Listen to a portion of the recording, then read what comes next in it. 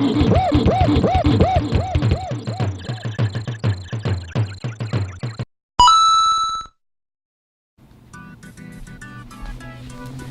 everybody, DKP here with Chainsaw Productions.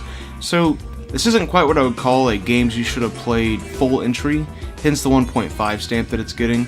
But it's something I've wanted to do for a long time, and I figured now's as good a time as any to tackle the quick subject. So, I consider myself kind of a Castlevania expert, not in the way that I can speedrun the game or, in 15 minutes or anything crazy like that. But when it comes to lore, story, gameplay, I'm pretty well versed in those topics. That being said, there was a particular entry in the series that the only hype it really gets is people shitting on it. That's something I kind of wanted to revisit and take a look at.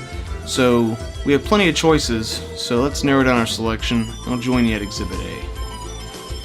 Of these 7, which is the one I'm speaking of. Let's go ahead and get the obvious ones out of there. No imports allowed on this analysis. It's not first-gen Castlevania. They get a pass. Sorry, I thought the obvious was supposed to be removed. So it comes down to this. And the winner is... Castlevania Dracula X. Why is this game given so much shit, you ask? Mostly due to its older brother over here. Castlevania Rondo of Blood, or the Japanese title, Devil's Castle Dracula X Rondo of Blood. This game launched on the TurboGrafx-16 back in '93. It's also been heralded as the best Castlevania there is. Unfortunately, it never made its way out of Japan though. Instead, we got Dracula X.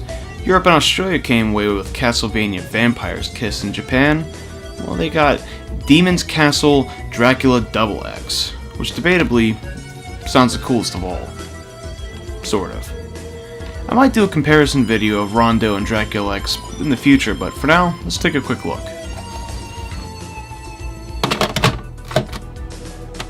You little bitch.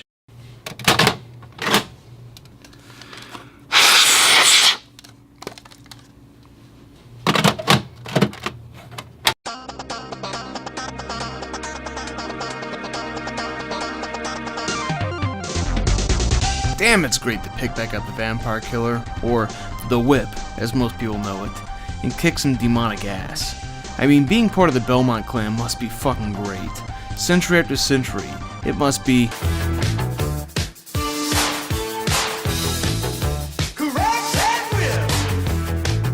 To start out with, this game looks fantastic for its time. I completely expect the background of this game to bog down my Super Nintendo every time I play.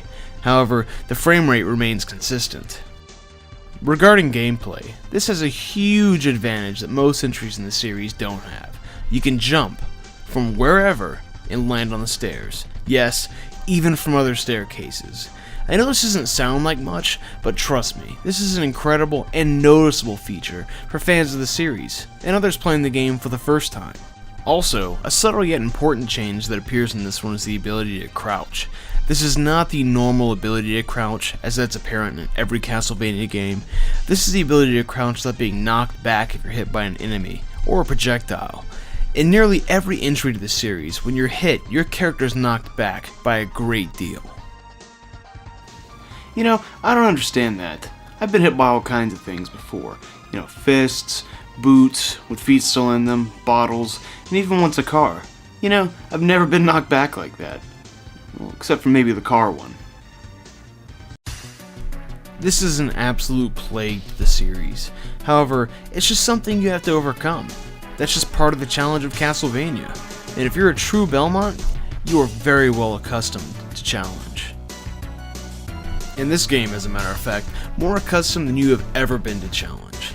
Richter, being the youngest of the Belmont clan at this point, has all kinds of skills that help you vanquish the forces of Dracula. We're talking daggers, axes, crosses, the usual stuff, but now you've got a secret weapon that most overlook, the backflip. I use this fucker all the time.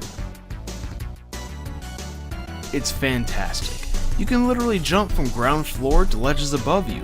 Keep in mind that this will not work in the remake of Rondo for PSP, Castlevania Dracula X Chronicles.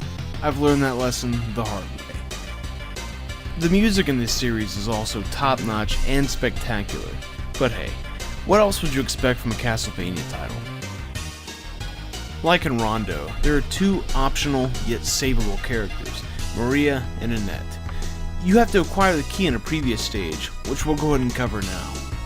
In stage 3, you'll trek through it having a wonderful time until you stumble upon this room.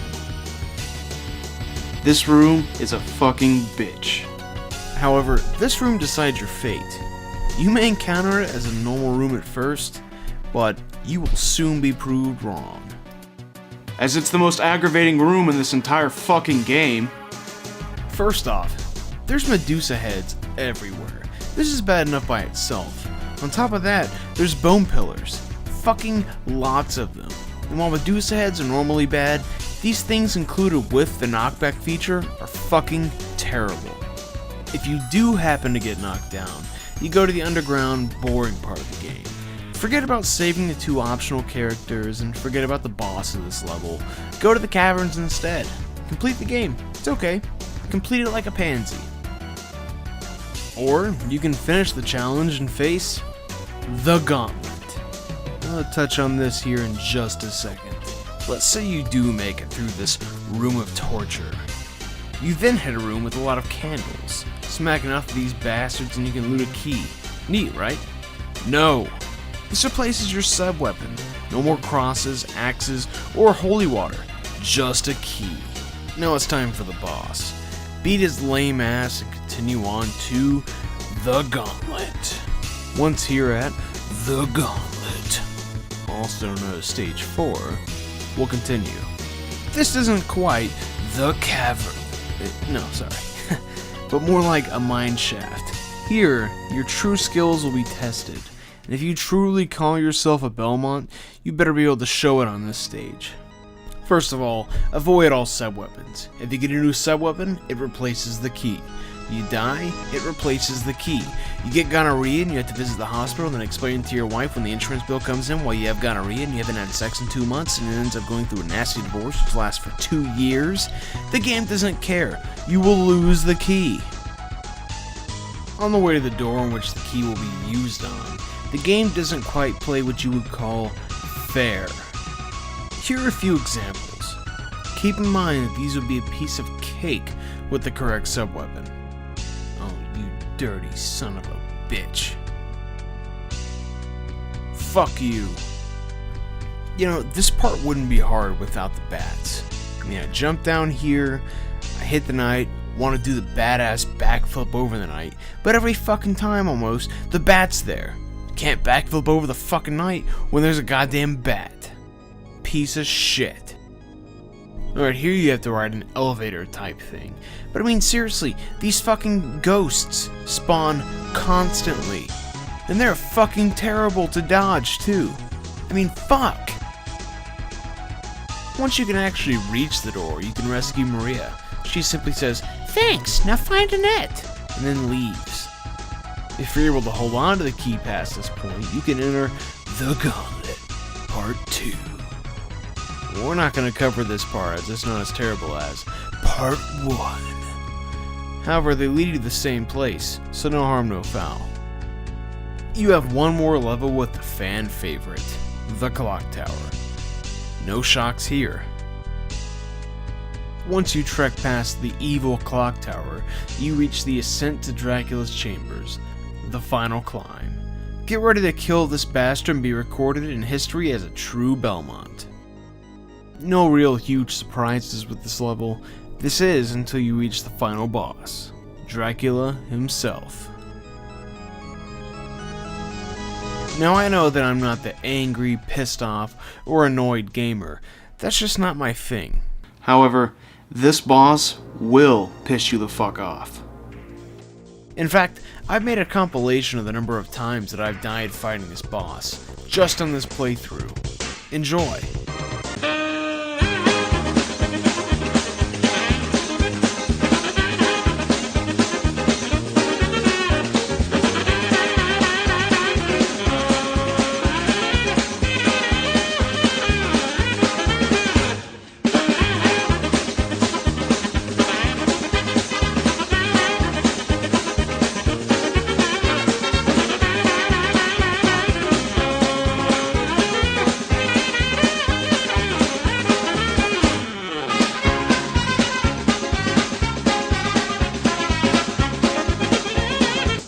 The first thing that's strange here is that Dracula is twice as tall as Richter.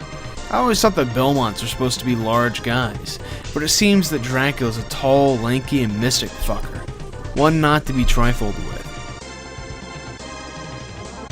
For one, your whip can't normally hurt him. I mean, look at this bullshit. It's only when the game feels like it does it let it actually do damage. I gotta recommend the cross in this battle, as it'll hover on the side of the screen and occasionally it'll get more than one hit in. I mean, the whole thing is just an endurance race.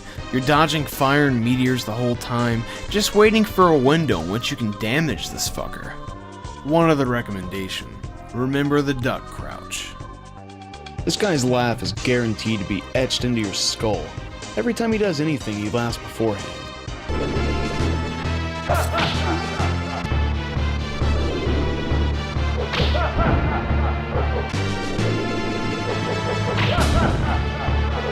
I feel bad for any guy who has to live his day-to-day life like that.